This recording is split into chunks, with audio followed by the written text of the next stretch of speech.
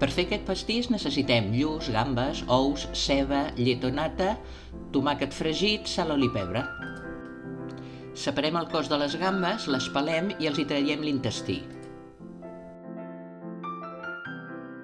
Fregim lleugerament amb oli les cues i els caps de les gambes. Reservem les cues i posem els caps amb la llet o la nata calenta, sense bullir, i ho deixem en infusió. Tallem la ceba ben petita i esmicolem el lluç. Sofregim la ceba en la mateixa paella a foc moderat, fins que canviï de color.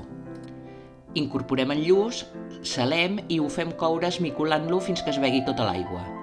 Preparem un bol amb els 3 ous i colem la llet aixafant bé els caps.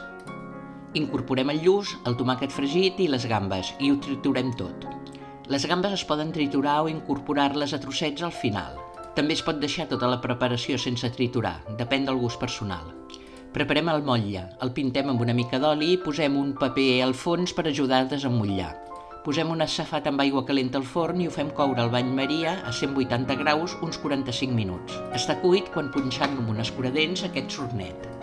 Ho deixem refredar, desemmotllem i ho decorem al gust. Podem menjar-ho tebi o fred. Queda boníssim.